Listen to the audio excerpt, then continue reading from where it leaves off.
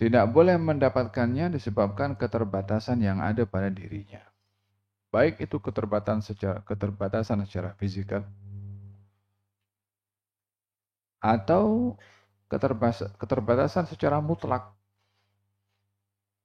Orang berkeinginan untuk terbang. Boleh atau tidak manusia untuk terbang? Saya mau terbang macam burung.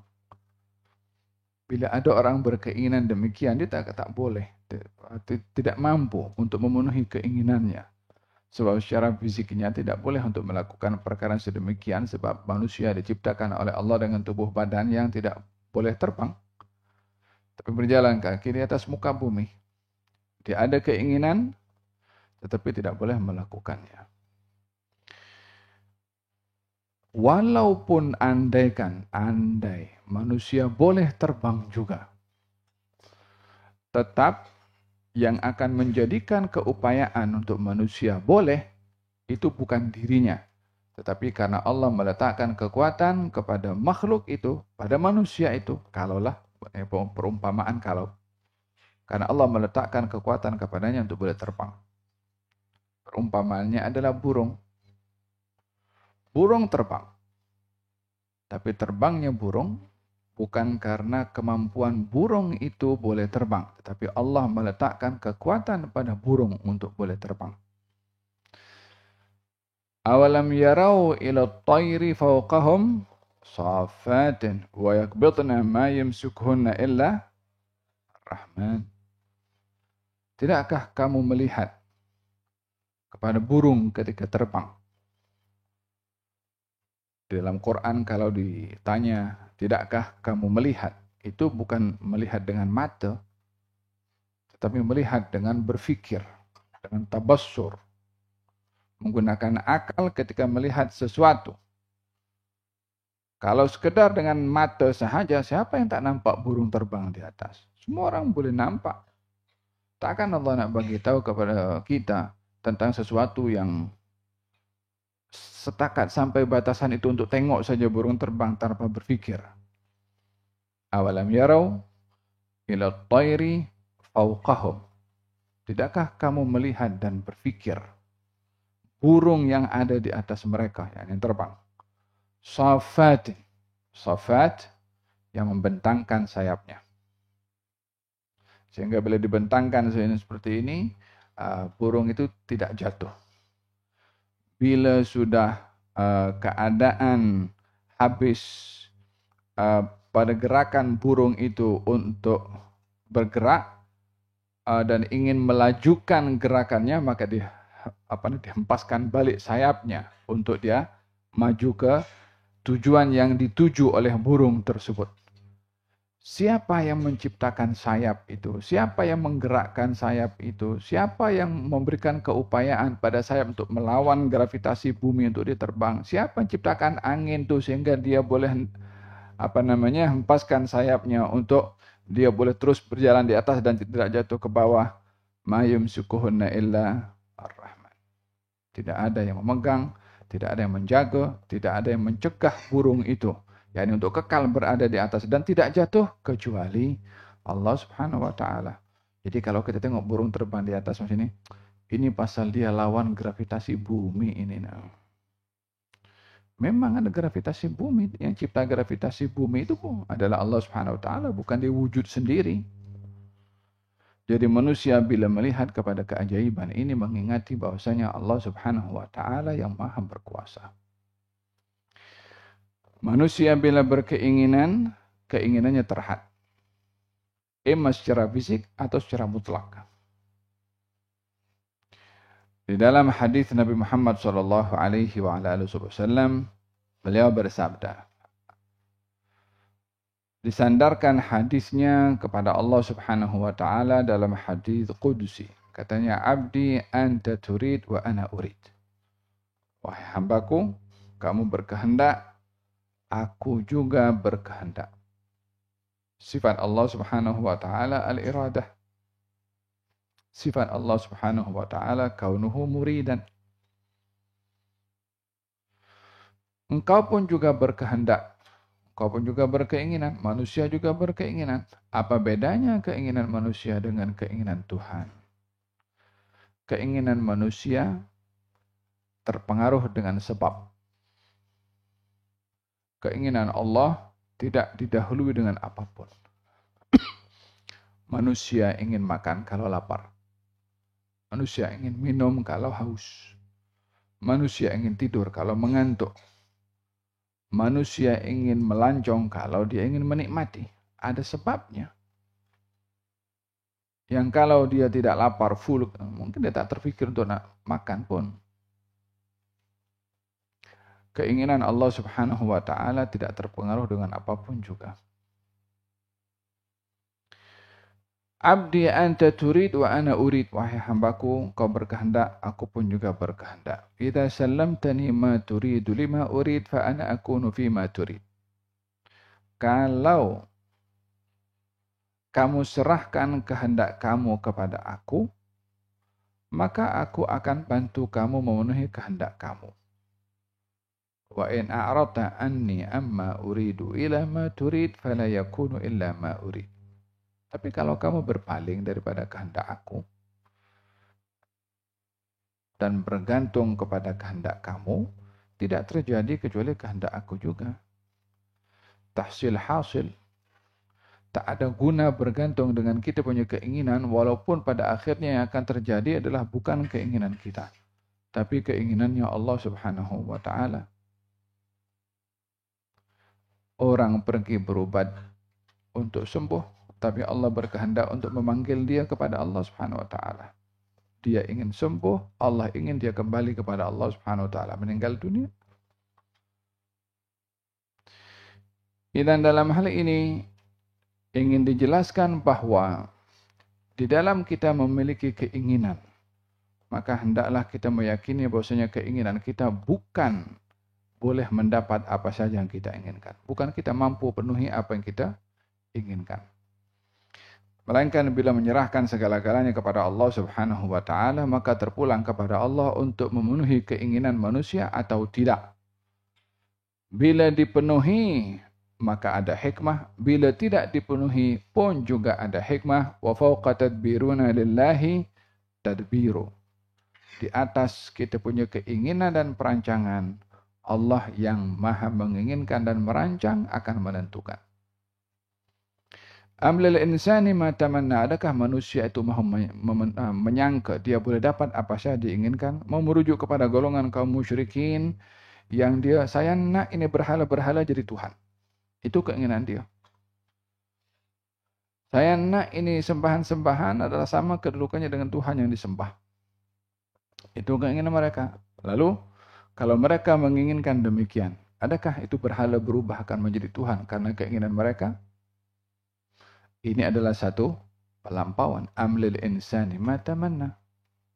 Ditegur oleh Allah Subhanahu wa ta'ala sifat manusia yang memiliki keinginan namun tidak memahami, tidak semua keinginannya dapat terpenuhi. Falillahil akhiratu wal ula. Allah lah yang maha menentukan segala-galanya. Wa kam min malakin fis samawati la tughni syafa'atuhum syai'an illa min ba'di an ya'dhana Allahu liman yasha'u wa yarda. Berapa banyak malaikat di langit yang tidak dapat memberikan syafaat kepada sesiapapun melainkan bila diberi izin oleh Allah Subhanahu wa ta'ala kepada sesiapa yang dikehendaki dan diridhai. Dengan demikian malaikat pun juga dapat memberikan syafaat. Malaikat juga dapat memberi syafaat kepada manusia. Jadi ada beberapa golongan yang boleh memberi syafaat. Daripada kalangan manusia, para anbiya, syafaat yang tertinggi. Kemudian para ulama, nomor 2. Kemudian para syuhada, nomor 3. Para syuhada fil hadis dapat memberikan syafaat 70 orang daripada ahli keluarganya. Kemudian awamul muslimin, orang-orang muslim, ada yang diberi ruang memberikan syafaat walaupun hanya kepada seorang. Kapasiti syafaat berbeza satu dengan yang lain. Para malaikat pun juga dapat memberikan syafaat. Apa syafaatnya malaikat? Di antaranya adalah mendoakan kepada orang-orang yang beriman supaya mendapatkan ampun dan maaf dari Allah Subhanahu wa taala. Oleh sebab itu dalam Al-Qur'anul Karim Allah Subhanahu wa taala menceritakan bahwa para malaikat beristighfar untuk orang-orang yang beriman kepada Allah. Itulah syafaat malaikat untuk manusia. Apakah syafaatnya malaikat untuk manusia? Doa malaikat kepada Allah untuk manusia. Itu syafaatnya. Wa kam min malakin fis samawati la tughni syafa'atuhum syai'an. Berapa ramai malaikat di langit. Malaikat ini makhluk yang tidak pernah bermaksiat kepada Allah Subhanahu wa taala. La ya'sunallaha ma amarahum wa yaf'aluna ma yu'marun. Tidak pernah bermaksiat kepada Allah, hanya melakukan apa yang diperintah sahaja. Malaikat adalah makhluk yang dicipta oleh Allah daripada cahaya yang boleh berubah daripada bentuk original kepada bentuk wujud yang lain. Kadang-kadang boleh berubah menjadi manusia. Dan bila berubah menjadi manusia akan berubah menjadi manusia yang sempurna. Tidak dalam keadaan yang hodoh atau dalam keadaan yang tidak elok dipandang. Seperti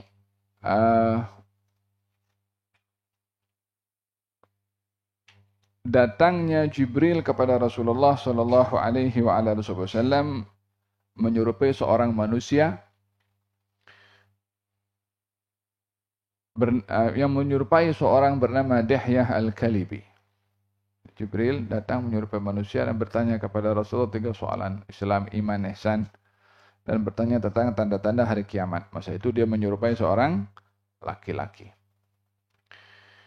Ada kalanya malaikat berubah menjadi wujud manusia yang dilihat macam miskin atau dalam keadaan kurang elok sebagai ujian, dugaan kepada manusia tersebut. Seperti dalam Sahih Bukhari ada diceritakan tentang 3 orang.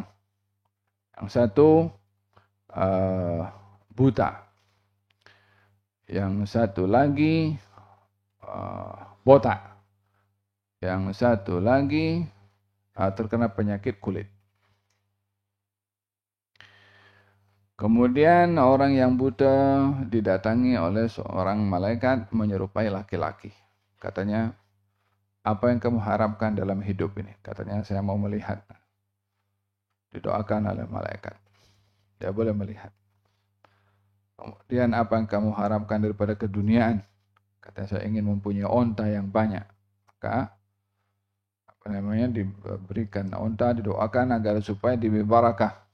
Maka, dengan demikian onta yang itu beranak pinak menjadi banyak.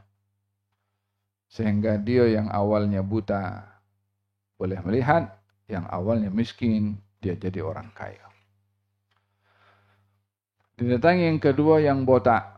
Katanya ditanya, apa kamu punya keinginan dalam hidup ini? Katanya, saya mau rambut yang bagus. Makanya rambut ini dikatakan mahkota, taj. Seorang perlu menjaga rambutnya. Oleh hada makruh seorang itu melakukan gaza. Apa itu gaza? Potong habis, cukur habis sebelah kiri dan kanan. Yang ada tengah saja.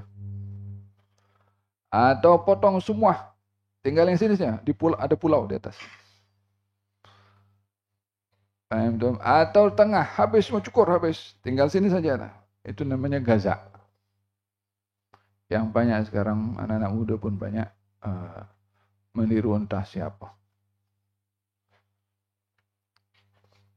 Tidak menjaga rambut. Fil athar disebutkan barang siapa yang diberi rambut oleh Allah maka hendaklah dia menjaga.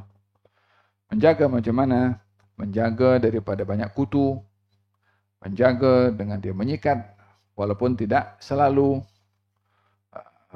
Baginda Rasulullah SAW di antara kebiasaannya menjaga kebersihan itu membawa sikat rambut dan membawa cermin dan kadang-kadang pakai ad-duhn, minyak agar supaya rambutnya itu rapi, kemas. Fahim dom. Orang ini ketika ditanya apa kamu mau, saya mau saya tumbuh rambut. Didoakan tumbuh rambutnya, nampak handsome. Kemudian ditanya, apa kamu inginkan daripada keduniaan? Saya inginkan lembu. Maka dikasih pakai lembu. Didoakan keberkahan, maka beranak pinak lembu itu menjadi banyak. Maka dia yang awalnya botak, dia ada rambut. Yang awalnya miskin jadi orang kaya.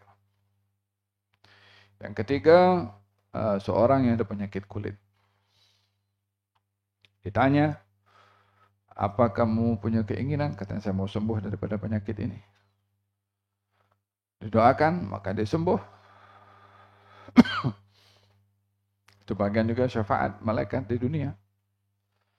Kemudian, apa kamu inginkan daripada keduniaan? Katanya kambing. Maka diberi kambing, jantan, dan betina. Didoakan keberkahan. Maka beranak pinak sampai banyak.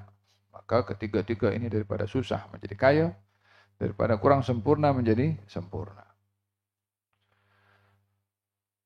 Berlalu beberapa waktu, malaikat datang menyerupai seorang yang pertama.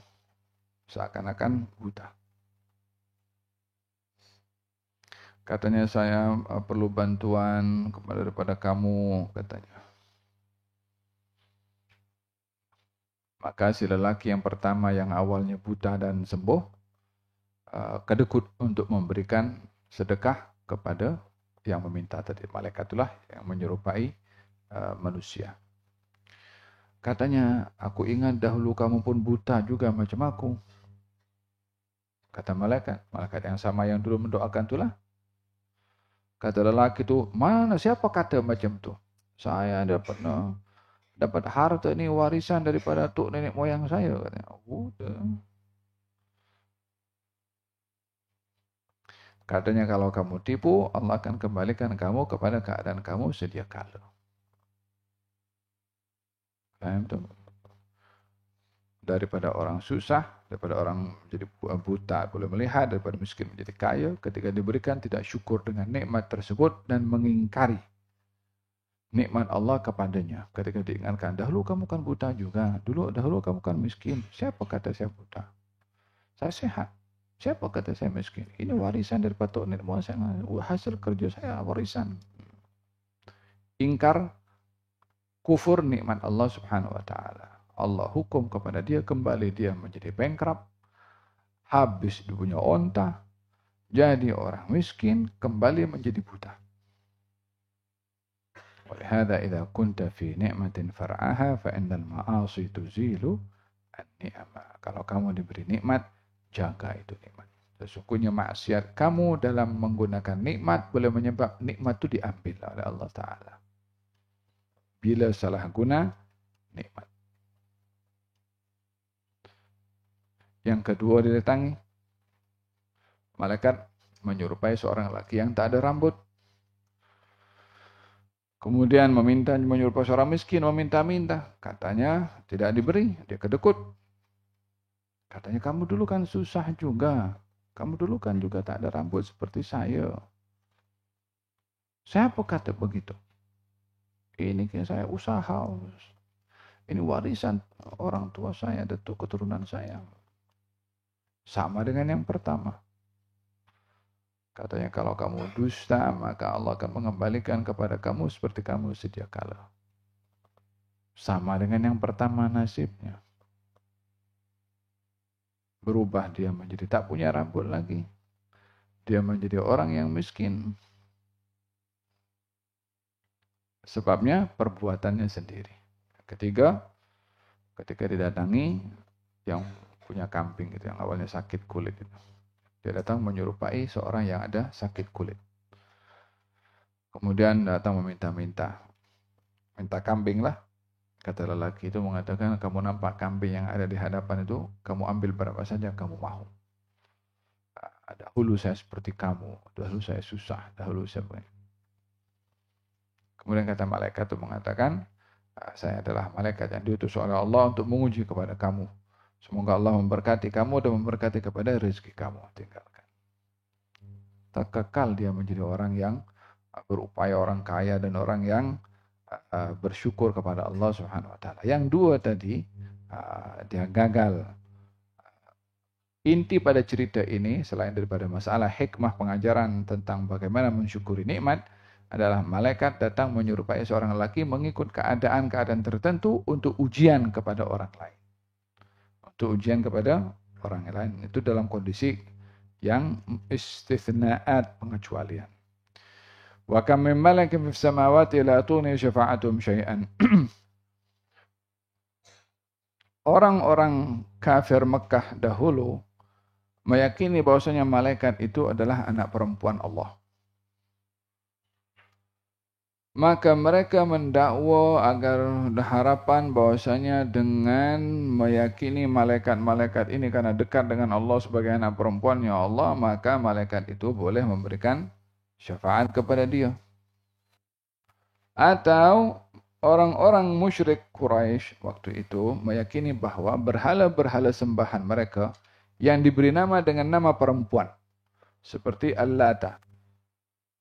Kan saya jelaskan kemarin itu Al-Lata itu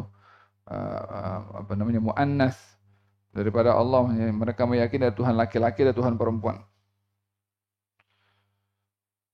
Maka dia menyangka bahwasanya berhala-berhala itu sebagai sembahan bersama dengan Allah yang dapat memberikan syafaat kepada mereka nanti di akhirat. Maka kata Allah Subhanahu wa taala, malaikat sahaja yang dekat dengan aku dan tak pernah bermaksiat kepada aku, mereka pun kalau akan memberikan syafaat tetap mendapat izin daripada aku. Apatah lagi kamu nak mengharapkan syafaat daripada berhala yang bukan malaikat, yang bukan manusia, yang bukan mukallaf, yang tak boleh buat apa. Macam mana kamu nak mendapatkan syafaat daripada yang seperti itu? Malaikat saja mesti dapat izin daripada aku.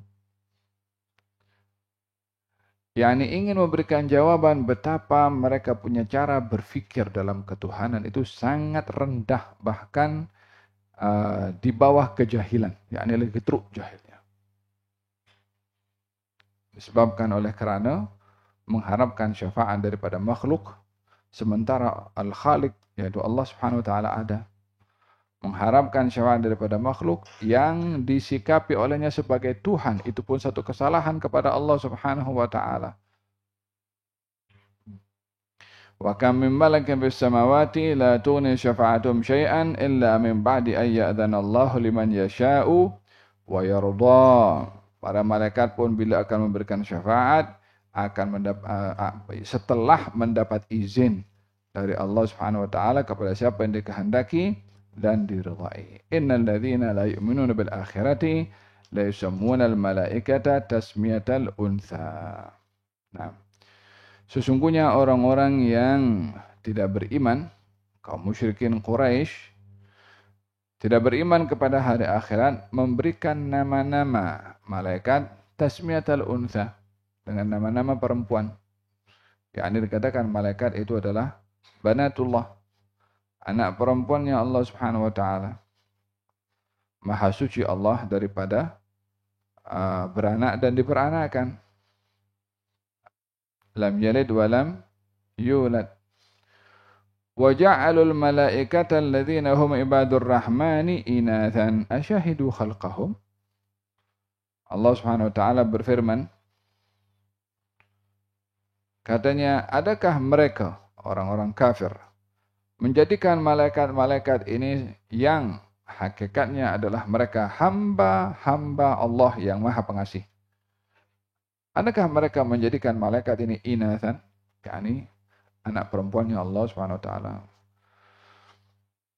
Aslan mereka itu menisbahkan malaikat itu perempuan, daripada mana mereka tahu? Asyahidu khalqahum. Adakah mereka cipta malaikat sehingga boleh memberitahukan malaikat itu laki-laki atau perempuan? Siapa yang kata malaikat itu perempuan? Orang-orang kafir Quraisy. Allah Subhanahu wa taala tanya kepada orang kafir Quraisy ini, awak cipta ke itu? Atau awak menjadi saksi ke ketika Allah ciptakan malaikat itu perempuan? Adanya malaikat sebelum adanya orang Quraisy. Orang-orang Quraisy tak pernah tengok malaikat. Jumpa pun tidak pernah. Jadi mereka mendakwa kalau malaikat anak perempuan Allah Subhanahu wa taala la tengok, wala nampak, wala menjadi saksi ketika Allah menciptakan malaikat. Macam mana boleh mereka punya create satu keyakinan bahwasanya malaikat itu adalah perempuan? Asyahidu khalqahum. Ia menunjukkan bahwasanya apa yang mereka yakini adalah omong kosong. Tak ada kesahihannya. Asyahidu khalqahum, adakah mereka menjadi saksi ketika malaikat itu diciptakan? Sebagai seorang muslim dan mukmin, kita meyakini bahwasanya malaikat adalah makhluk yang dicipta oleh Allah daripada cahaya, maka ia bukan laki-laki, ia pun bukan perempuan. Yang laki-laki dan perempuan adalah manusia dan jin. Ada jantina laki, ada perempuan. Adapun malaikat tidak ada kaitan langsung dengan jantina disebabkan oleh kerana dia bukan seperti manusia dan jin.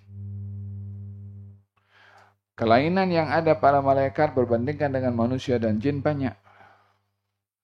Manusia dan jin makhluk yang memiliki sifat syahwat. Malaikat tidak ada.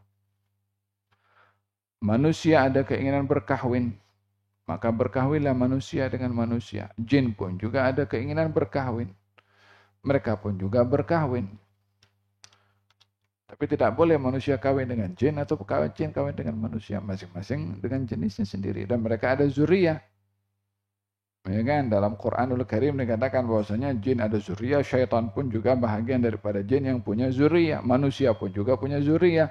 Malaikat tidak. Malaikat tidak ada keinginan syahwat, tidak ada rasa lapar atau haus, tidak makan dan tidak minum. Tidak seperti manusia. Dan bila malaikat itu ciptaannya berbeza dengan manusia, maka bagaimana manusia boleh mengatakan kalau malaikat ini ada laki-laki dan ada bagaimana mereka boleh mendakwa kalau malaikat ini adalah perempuan atau sebagai anak perempuannya Allah Subhanahu wa taala, ma lahum bihi min وَمَا لَهُمْ بِهِ مِنْ عِلْمٍ إِلَّا وَمَا لَهُمْ بِهِ مِنْ عِلْمٍ إِنْ يَتَّبِعُونَ إِلَّا الظَّنَّ وَإِنَّ الظَّنَّ لَا يُغْنِي مِنَ الْحَقِّ شَيْئًا. Mereka tak punya ilmu atas apa yang mereka dakwa. Mereka tak punya dalil, bukti atas apa mereka dakwa. وَمَا لَهُمْ بِهِ مِنْ عِلْمٍ in yattabi'una illa dhann, yang mereka dakwa itu hanya berdasarkan prasangka. Berdasarkan dengan prasangka, wa inna dhanna la yughni minal haqqi syai'a, yang berdasarkan dengan prasangka tidak menepati kepada kebenaran. Walihada dalam hadis yang dikatakan iyyakum wadhann fa inna dhanna akdzabul hadis. Hati-hati kamu daripada berprasangka. Karena prasangka itu adalah pembicaraan yang paling dusta. yakni orang kalau berbicara berdasarkan dengan prasangka, maka pembicaraannya itu adalah dusta. Fahim dong? Walihada dilarang kita memiliki atau berbicara tentang satu perkara, buktinya hanya sekedar prasangka. Satu hari baginda Rasulullah SAW ziarah ke rumahnya Itban bin Malik. Itban bin Malik. Itban bin Malik seorang sahabat Nabi yang diuji oleh Allah Subhanahu wa taala penglihatannya. Jadi dia ada masalah pada penglihatan, dengan demikian dia sukar untuk pergi ke masjid salat berjamaah. Maka dia beritahu kepada Rasulullah, saya ada masalah pada penglihatan, jadi tak boleh nak kerap datang pergi ke masjid. Dengan begitu, saya akan buat masjid dalam rumah. Masjid dalam rumah itu maksudnya tempat ibadah, musalla, surau. Satu tapak dalam rumahnya, dia nak ibadah di situ. Sebagai ganti, dia tak boleh pergi ke masjid.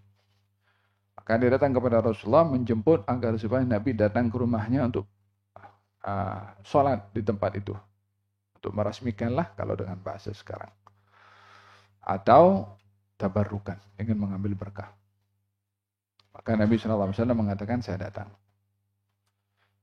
Datanglah Rasulullah SAW. Nah, sahabat pun ambil berkah juga. Waktu duha, masuk ke rumahnya Itban bin Malik. Kemudian ditanya oleh Nabi, kamu mahu saya sholat di mana? Yani tempat yang kamu nak jadikan sebagai surau itu yang mana satu? Tunjuklah oleh Itban. Sholatlah Nabi di situ. Sayyidina Abu Bakar As-Siddiq waktu itu ada. Dan sholat juga di belakang baginda Rasulullah SAW. Yang lain pun akhirnya sholat juga. Kaum muslimin yang rumahnya berjiran dengan Itban mendengar kalau Rasulullah ada di rumah Itban, mereka pun datang juga ke rumahnya Itban dan berkumpullah di rumah itu bersama dengan Rasulullah. Selesai daripada sholat, Nabi tanya kepada sahabat, mana itu Malik ibn Ju'shum? Ada sahabat Nabi namanya Malik bin Ju'shum. Satu sahabat mengatakan, ya Rasulullah, dia adalah orang munafik. Kata baginda Rasulullah, macam mana kamu berkata begitu? Kata baginda Rasulullah, kata orang yang mengatakan itu, sesungguhnya kami melihat dia selalu bersama dengan orang-orang munafik. Saya melihat dia bersama dengan orang-orang munafik. Kata Nabi, jangan berkata begitu. Bukankah dia telah mengucapkan la ilaha illallah Muhammad Rasulullah benar-benar daripada hatinya? Asyahid di sini adalah sahabat tadi yang mengatakan Malik bin Ju'shum adalah orang munafik menghukum, menilai berdasarkan dengan prasangka penglihatannya. Dia melihat dia bersama dengan orang-orang munafik.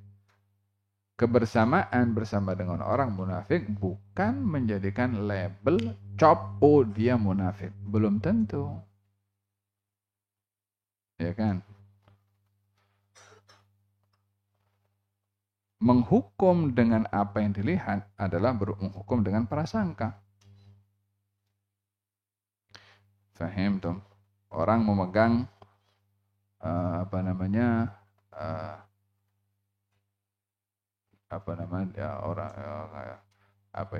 yang minum air atau minum air jus atau sirapnya warnanya kuning. Dia minum arak tuh. Apa sebab? Dia tengok warnanya mirip dengan warna minuman keras. Padahal itu apple. Menghukum dengan apa yang dilihat. Ini hukum dengan prasangka. Kan? Seseorang dia berjalan di hadapan kedai yang jual 6 ekor. Kebetulan dia mungkin sedang telepon. Dia berhenti di situ. Dia beli 6 ekornya. Menghukum orang dengan apa yang dia lihat. Berapa banyak kekeliruan terjadi disebabkan oleh karena menghukum dengan prasangka. Faham dong? Maka dengan demikian bukanlah menjadi satu hukum bila dasarnya itu adalah prasangka. Iyyakum wadhan. Hati-hati kamu daripada prasangka. Karena prasangka itu adalah sedusta-dustanya perkataan. Akdzabul hadis. Artinya yang boleh membawa kepada dusta adalah bila menghukum dengan prasangka. Bila menilai dengan prasangka. Hadza diingatkan oleh Allah Subhanahu wa taala pada ayat ini, wa ma lahum bihi min ilmin in yattabi'una illa adh-dhanna wa inna adh-dhanna la yughni minal haqqi syai'a. Sesungguhnya prasangka itu tidak boleh membawa kebenaran sedikit pun. Di antara hukum dengan prasangka, katanya. Kenapa kamu berkata demikian? Oh, katanya begitu. Itu sama juga prasangka. Faham dong? Da'qila wa qal wa kathrata su'al wa idha'atal mal. Tinggalkanlah yang namanya katanya. Walau bagaimanapun, kita kena berhati-hati, jangan kita meletakkan diri di tempat yang orang boleh punya prasangka buruk kepada kita. Di samping orang itu tidak boleh menilai dengan tidak baik hanya berdasarkan dengan apa yang dilihat, kita juga tidak boleh meletakkan diri di tempat yang orang boleh menilai tidak baik kalau melihat kita. Ittaqu mawadhi'at tuham. Hati-hati kamu daripada menempatkan diri yang kamu boleh dituduh. Faham tak?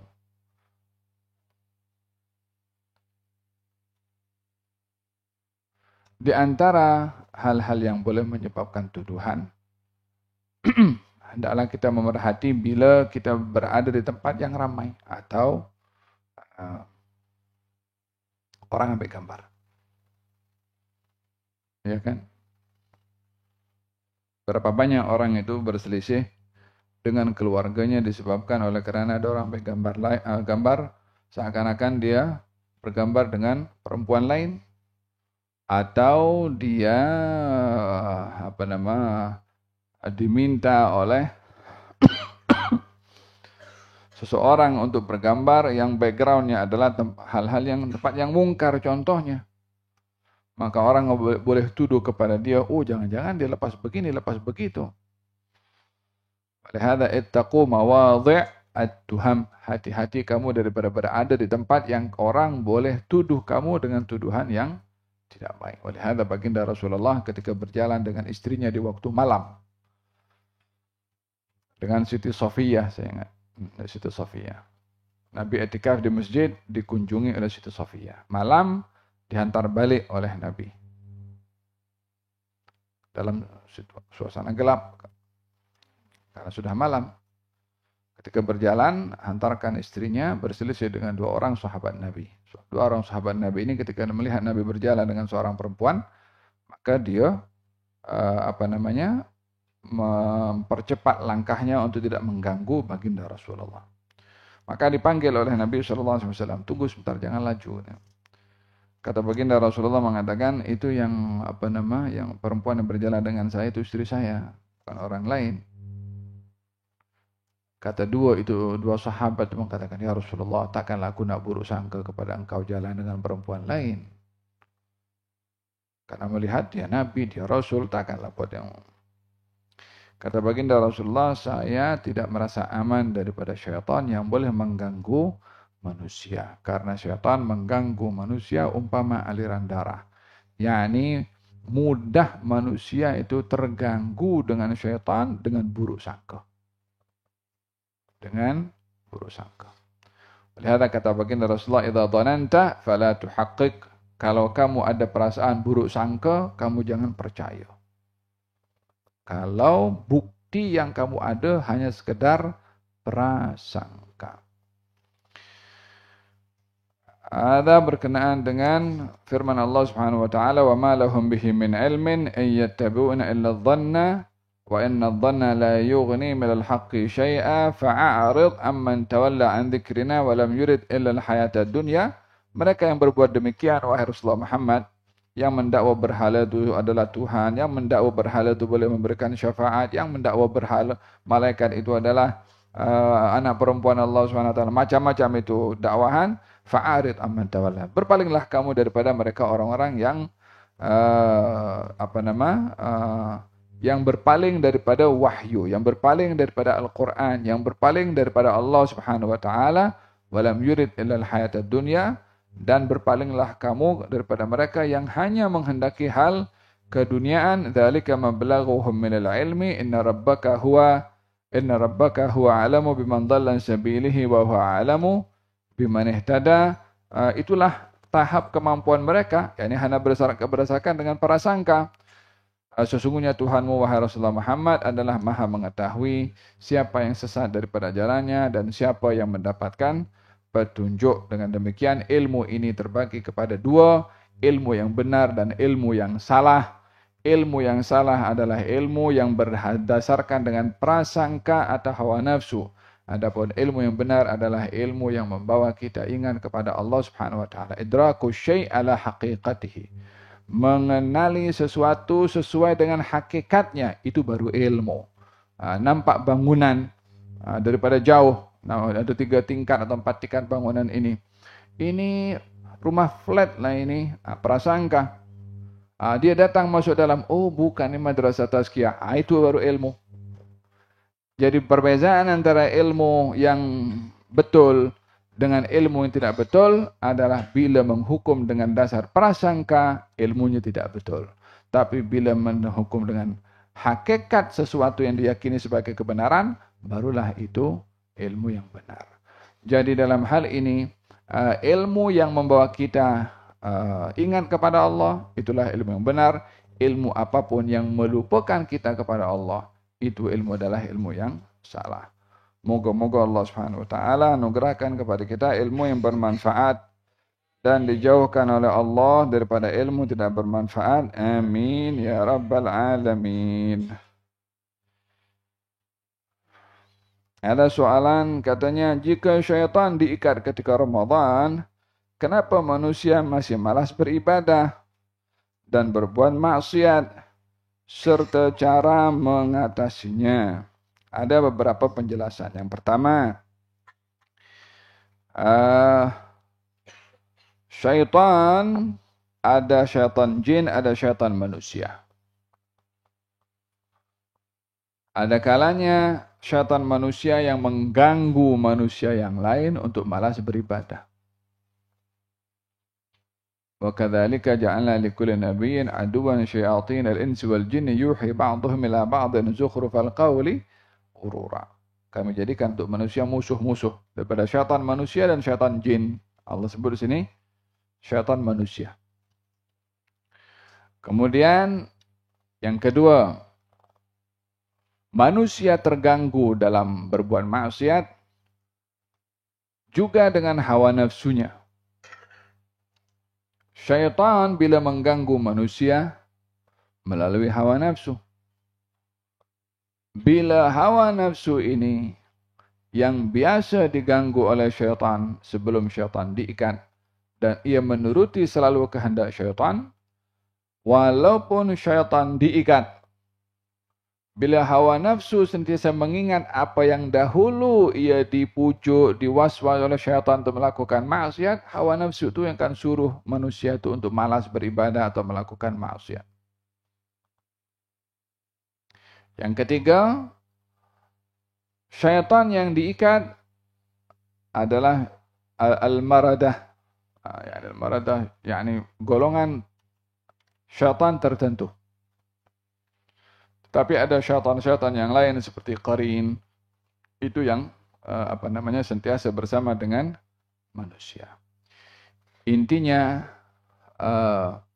diikatnya syaitan bukan menjadi satu jaminan kalau manusia tak boleh tergelincir, atau bukan satu jaminan untuk manusia merasa aman daripada malas beribadah atau melakukan maksiat. Karena ada gangguan-gangguan yang lain daripada selain daripada syaitan, yang terutama sekali adalah hawa nafsu. Ada soalan pertama. Cara mengatasinya adalah kita lawan hawa nafsu. Dengan apa? Dengan kita belajar. Apa yang kita patut belajar? Yang kita patut belajar adalah hawa nafsu ini kena mesti dididik untuk taat kepada Allah, bukan kita menurut kepada hawa nafsu. Kita mesti belajar kehendak hawa nafsu yang tidak baik, tidak boleh kita taat kepadanya, dan kita lebih untuk mentaati kepada perintahnya Allah Subhanahu wa taala. Hawa nafsu suruh kita malas beribadah. Allah suruh kita giat rajin beribadah. Kita ikut Allah dan tidak ikut hawa nafsu. Allah suruh di bulan Ramadan kita banyak baca Quran. Di waktu malam pun juga. Hawa nafsu suruh kita tidur. Kita lawan hawa nafsu. Malam baca Quran. Apa sebab? Allah suruh. Faham tak? Hawa nafsu suruh kita tengok benda-benda yang maksiat, yang mungkar. Allah suruh kita jaga pandangan daripada maksiat. Kita ikut Allah, bukan ikut hawa nafsu. Cara melawan kepada hawa nafsu juga, apakah yang akan didapat kalau kita mengikut hawa nafsu? Dan apa yang kita dapat kalau kita lawan hawa nafsu? Kita kalau mengikut hawa nafsu akan sesat. Kalau sesat akan dihukum. Kalau dihukum kena hukuman berat di neraka, waliyadzubillah. Paling tidak hukuman itu rugi pahala. Kalau kita taat pada Allah, balasannya pahala, syurga. Jadi kita ada dua pilihan. Ikut hawa nafsu tak dapat pahala, bahkan boleh tergelincir dengan hukuman. Ikut Allah dapat pahala, dapat syurga. Hanya orang yang tidak waras yang memilih ikut kepada hawa nafsu. Dan orang berakal kalau dia mengikut kepada perintahnya Allah Subhanahu wa taala. Paham dong?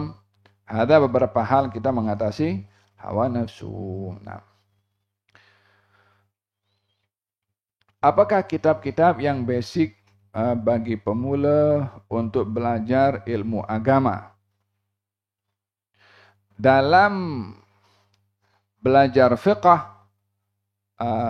ambil kitab Syafi'natun Najah atau Risalatul Jami'ah. Itu yang basic. Di dalam hadis Arba'in Nawawi. Dalam tasawuf, kitabnya Imam Abdullah bin Alwi Al-Haddad, Nasihat Agama dan Wasiat Iman atau Risalatul Mu'awanah. Itu 3 fiqh, kemudian apa tadi? Hadis dan juga at-tasawuf atau ilmu akhlak. Nah,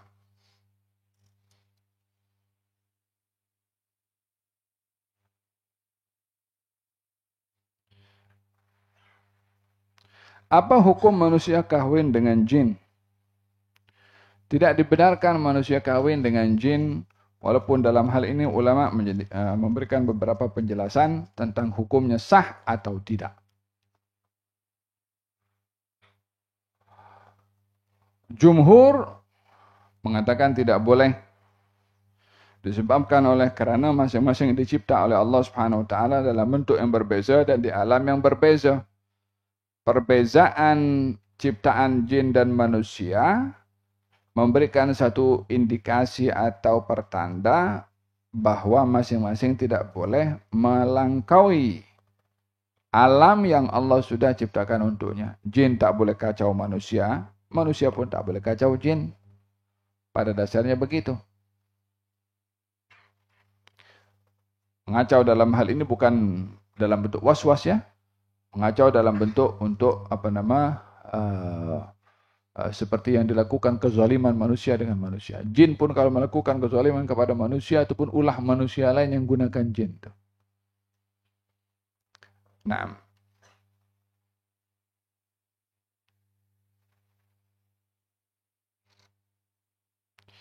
apakah itu akhlak yang terpuji dan bagaimana untuk mendapatkannya? Akhlak yang terpuji adalah akhlak yang disuruh oleh Allah Subhanahu wa taala dan akhlak yang ada pada baginda Rasulullah sallallahu alaihi wasallam. Itu akhlak yang terpuji.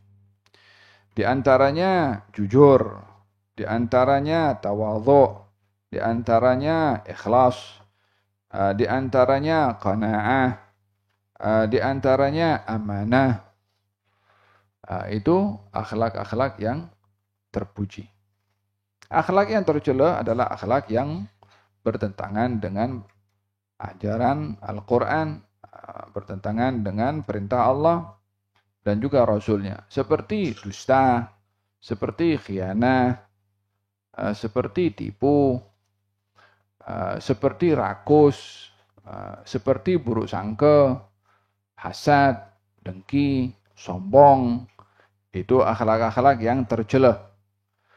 Bagaimana kita mendapatinya? Sama dengan jawaban yang tadi saya katakan, bahwasanya kita bila ingin memiliki akhlak yang baik dengan kita belajar. Dan apa implikasi daripada akhlak yang baik?